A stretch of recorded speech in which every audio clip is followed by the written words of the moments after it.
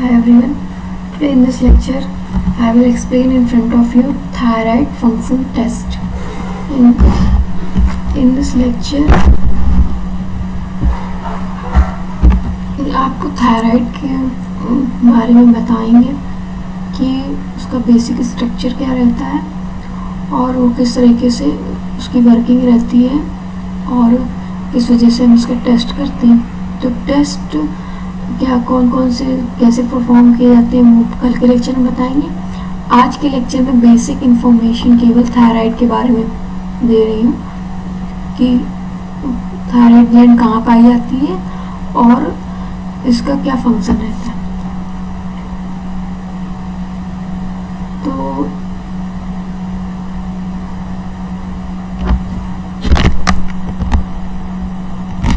सबसे पहले तो आप ये स्ट्रक्चर से इसको पहचानें कि थायराइड ग्लैंड आपके नेक रीजन में फ्रंट पार्ट पे अगर देखें तो आपका डॉर्सल एक साइड होता है, एक वेंट्रल साइड होता है। डॉर्सल साइड जो होता है वो हमारा पीठ की तरफ होता है, यहाँ पे हमारी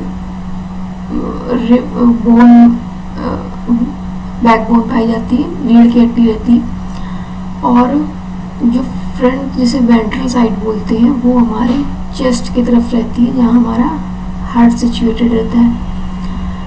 तो डॉर्सल और वेंट्रल से आप समझ गए कि डॉर्सल साइड जो होती है जो वो रीढ़ की हड्डी की तरफ है पीछे साइड, और जो वेंट्रल साइड है वो हार्ट की तरफ है।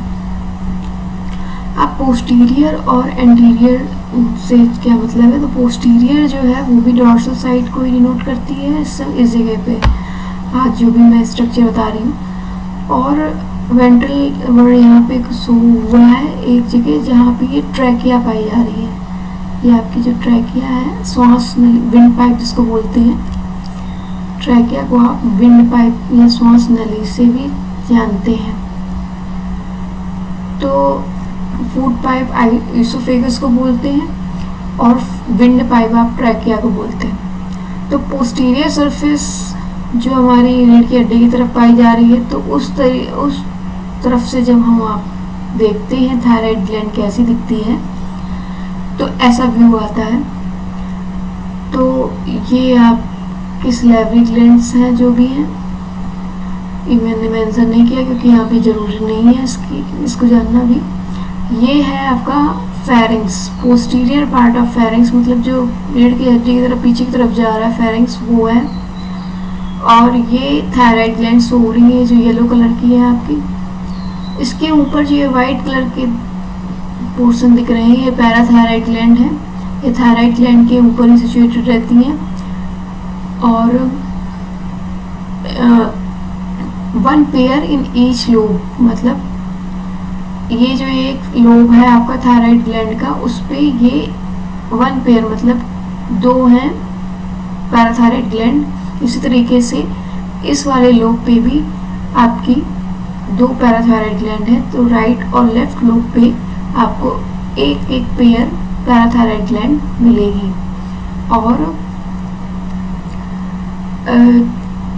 पैराथायराइड ग्लैंड का हार्मोन्स अलग हैं और वो अलग वर्किंग करते हैं, और थायराइड ग्लैंड का हार्मोन अलग है, वो अलग तरीके से वर्किंग करता है।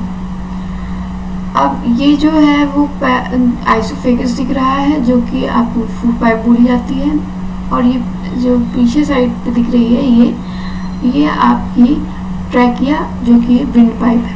अब इस ट्रैकिया का व्यू अगर सामने से देखेंगे वेंट्रल साइड से तो इस तरीके से दिखेगा।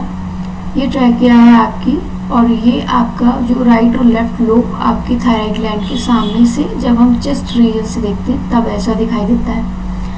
और वोकल कॉर्ड लैरिंग्स हैं और उसके ऊपर अगल बगल इस तरीके से ये पाई जाती है।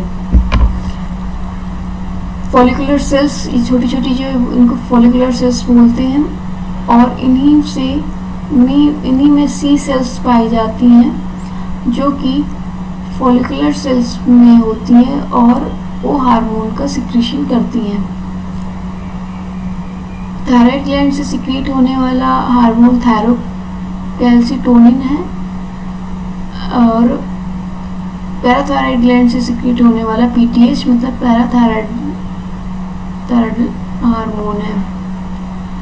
तो अब इसके बारे में हम जानते हैं कि क्या रहता है इसका फंक्शन, और ये थ्योरेटिकल बेस पे हम देखेंगे। तो आज का lecture basically thyroid function test पे है, पर इस टेस्ट को जानने से पहले हम ये जानें कि थायराइड ग्लैंड होती क्या है, उसका वर्किंग क्या रहता है, और वो कौन कौन से हार्मोन सिक्रीट करती है जिनका हम मेजरिंग करते हैं। तो थायराइड ग्लैंड इस तरीके से दिखाई देती है। ये थायराइड कार्टिलेज या वोकल कार्ड बोल दीजिए इसको, इसके ऊपर ही ये इस तरीके से लगी रहती है। राइट लोब है ये लेफ्ट लोब है। इस्थमस एक जंक्शन की तरीके बिहेव करता है जो कि कनेक्टेड टिश्यू का बना होता है, और ये राइट और लेफ्ट लोब को कनेक्ट करता है, जोड़ता है। ट्रैकिया है ये, इसके ऊपर इस तरीके से ये पाई जाती है। अब थायराइड ग्लैंड के बारे में अगर हम पढ़ें तो पढ़ेंगे कि thyroid gland is composed of 2 lobes, अभी बताया है डायग्राम में, 2 lobes, right lobe left lobe. तो composed of 2 lobes which are located on either side of the trachea. Trachea के आइदर साइड मतलब अगल बगल वो 2 लोब्स थायराइड ग्लैंड के सिचुएटेड रहते हैं। Both the lobes are interconnected with a thin flap of connected tissue called isthmus. अभी बताया एक कनेक्टेड टिश्यू जो बीच में पाया जाता है वही राइट और लेफ्ट लोब को आपस में जोड़ता है, इसको इस्थमस बोलते हैं। The thyroid gland is composed of follicles. Gland जो है वो फॉलिकल्स से मिलके बनी होती है। फॉलिकल्स जो वही छोटे छोटे जो भी मैंने वेंट्रल साइड वाले व्यू पे आपको दिखाया था। एंड स्ट्रोमल टिश्यूज, फॉलिकल्स के में ही स्ट्रोमल टिश्यूज भी पाए जाते हैं जो कि आपको फॉलिकल्स का निर्माण करते हैं। Each thyroid follicle is composed of follicular cells enclosing a cavity. Follicular cells के बारे में आपको बताया जा रहा है, इसके लिए मैं आपको बता दूं कि जो फॉलिकुलर सेल्स होती हैं वो किस तरीके का अपीयरेंस रहता है। ये आपकी फॉलिकुलर सेल्स हो गई। ये ऊपर से देखने पे तो ये व्यू दिख रहा है फॉलिकल्स, एक फॉलिकल्स, 2 फॉलिकल्स, पर ये फॉलिकुलर सेल इस तरीके की रहती हैं, और इसका जो स्ट्रोमल टिश्यू जो बोला जा रहा है वो इस तरीके से ऐसे ये स्ट्रक्चर रहता है। तो जो सराउंडिंग में ये जो सेल्स टाइप दिख रही है स्ट्रोमल टिश्यू है, टिश्यूज की कवरिंग है। फॉलिकल्स सेल, ये फॉलिकल सेल्स के अगल बगल ये इनका न्यूक्लियस इसी के बीच में पाया जा रहा है, और ये जो बीच पे है वो कैविटी बोली जाती है। यहीं से आपका जो भी हार्मोन है वो यहाँ पे बनता है इन स्ट्रोमल टिश्यू के वजह से, फिर यही आपका बाहर सिक्रेट कराया जाता है। तो अगर आप उसको समझें तो आपको समझ में आएगा कि thyroid gland is composed of follicles, जो फॉलिकल्स इस तरीके से बताई थी, और स्ट्रोमल टिश्यू जो उसकी सराउंडिंग पे लगा रहता है। Each thyroid follicle is composed of follicular cells enclosing a cavity. अभी आपको बताया कैविटी बीच में रहती है। These follicular cells synthesis 2 hormones tetraiodothyronine. Tetraiodothyronine से आप क्या समझते हैं, T4, एंड ट्राइएडोथायरोनिन T3। टेट्राएडोथायरोनिन को हम थायरोक्सिन के नाम से भी जानते हैं। Iodine is essential for the normal rate of hormone synthesis in the thyroid. Iodine जो है, आप आयोडीन युक्त नमक के बारे में सुनते होंगे, तो उसकी इम्पोर्टेंस यही है कि आयोडीन इसेंशियल है, ज़रूरी है आपको normal rate of hormone synthesis in the thyroid. अगर थायराइड से आपको सिंथेसिस सारे हार्मोन्स की सिंथेसिस बिल्कुल नॉर्मल वे में चाहिए तो आपको आयोडीन युक्त नमक का सेवन करना पड़ेगा। Deficiency of iodine in our diet result in hypothyroidism. अगर आप एक निश्चित मात्रा से कम आयोडीन का सेवन करते हैं तो इस वजह से हाइपोथायराइडिज्म एक डिजीज़ हो जाती है, एंड इसकी वजह से थायराइड ग्लैंड जो है वो बड़ी हो जाती है वो उसके स्ट्रक्चर में, और इस चीज़ को हम ग्वाइटर के नाम से जानते हैं, घेंगा रोग। Hypothyroidism during pregnancy causes defective development and maturation of growing baby। अगर यही हाइपोथायराइडिज्म डिजीज़ आपको प्रेगनेंसी के दौरान होती है तो इस वजह से जो ग्रोइंग बेबी मतलब जो नवजात बच्चा रहता है, लीडिंग टू स्टंटेड ग्रोथ, मतलब कि उसकी ग्रोथ जो है वो बहुत धीमी गति से होती है, जिस चीज़ को हम क्रिटिनिज्म से नाम से जानते हैं। मेंटल रिटार्डेशन, उसका दिमागी विकास बहुत धीमा होता है, जिसकी वजह से उसका जो IQ लेवल होता है वो भी कम हो जाता है। एबनॉर्मल स्किन रहती है उसकी, डीप म्यूटिज्म, गूंगा बहरा होने के चांसेस रहते हैं। In adults women hypothyroidism causes menstrual cycles to be become irregular. अगर यही केस आपको एडल्ट वुमेन में देखने को मिलता है तो इस जगह पे उनकी जो मेंस्ट्रुअल साइकिल्स होती है वो इरेगुलर हो जाती है। और इसका एक कारण ये भी हो सकता है कि उन्हें थायराइड ग्लैंड का कैंसर हो या फिर कोई गांठ पाई जा रही हो थायराइड ग्लैंड पे। इस वजह से जो आपके थायराइड हार्मोन्स हैं उनका सिक्रीशन कम हो जाता है, ये ना के बराबर हो जाता है। Too abnormal high level leading to a condition called hyperthyroidism. और कभी कभी ऐसा भी होता है कि यही जो हार्मोन है वो बहुत ज़्यादा सिक्रेशन होने लगता है due to cancer in thyroid gland और nodules in the thyroid gland. तो जब आपका जो ये high level of secretion of hormone हो जाता है तो उसको हाइपरथायराइडिज्म डिजीज़ के नाम से जानते हैं। Adversely affect the body physiology, ये शारीरिक संरचना को भी प्रभावित करता है। पर इसका जो सबसे ज़्यादा इम्पॉर्टेंट रोल है वो बेसल मेटाबॉलिक रेट को मेंटेन करना है या रेगुलेट करना है। मतलब BMI इसके हम जानते हैं, BMI में आपका वेट भी आता है और रिस्पिरेशन और बॉडी के काफ़ी जो वाइटल एक्टिविटीज़ हैं वो सारी आपकी बेसल मेटाबॉलिक रेट में आती हैं। तो इसको रेगुलेट करना ही थायराइड ग्लैंड का एक मेन वर्क है। तो these hormone also support the process of red blood cell formation. तो इसका एक काम ये है कि ये RBC के फॉर्मेशन भी देखता है, जिसकी वजह से आप काफ़ी चीज़ें इससे इफ़ेक्टेड रहती हैं। अगर इसमें कोई भी डिफिशियंसी होती है या इसका कोई इंक्रीमेंट होता है तो इसकी वजह से आपका BMI रेगुलेशन बिगड़ सकता है, रेड सेल फॉर्मेशन भी बिगड़ सकता है। और इसका एक फर्क ये भी है कि ये कार्बोहाइड्रेट, प्रोटीन और फैट के मेटाबॉलिज्म को भी देखता है। एक तरीके से डाइजेशन में भी इसका काफ़ी रोल है। तो वाटर का मेंटेनेंस और इलेक्ट्रोलाइट का बैलेंस सब बिगड़ जाता है। तो काफ़ी चीज़ें इस हार्मोन्स की वजह से आपकी जुड़ी हुई हैं।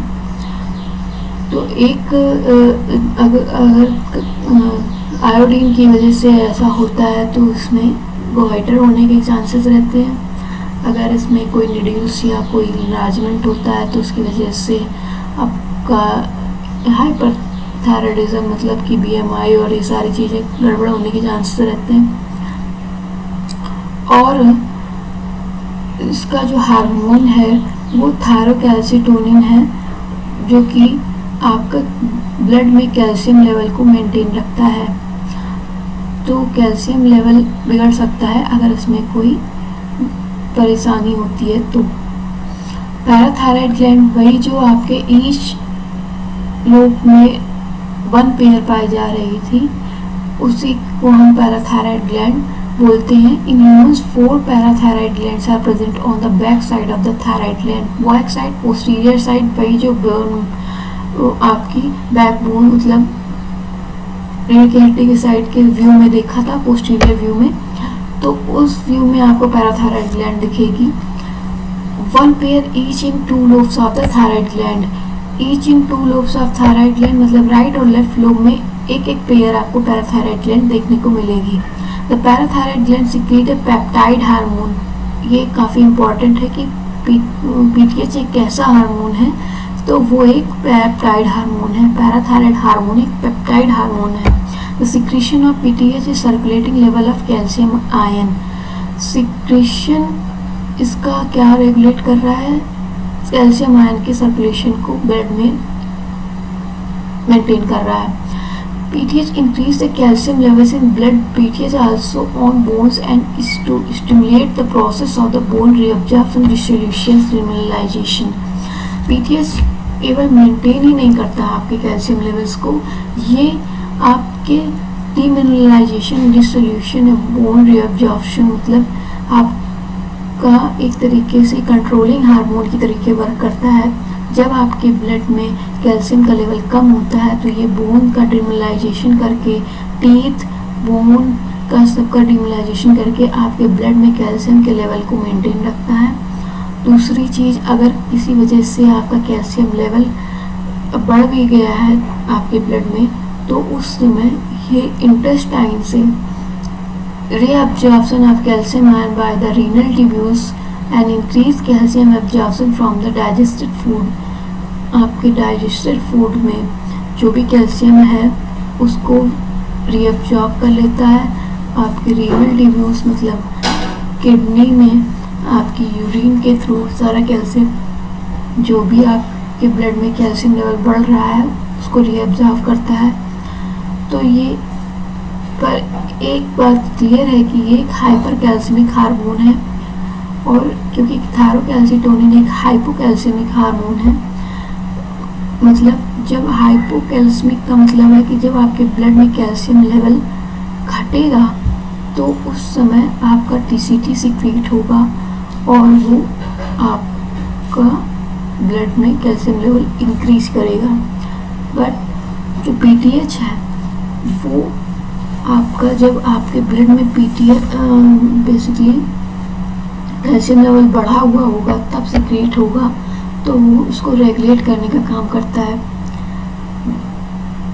तो वो मतलब एक तरीके से बढ़ाने का भी है, पर बेसिकली जो उसका वर्क है वो यही है।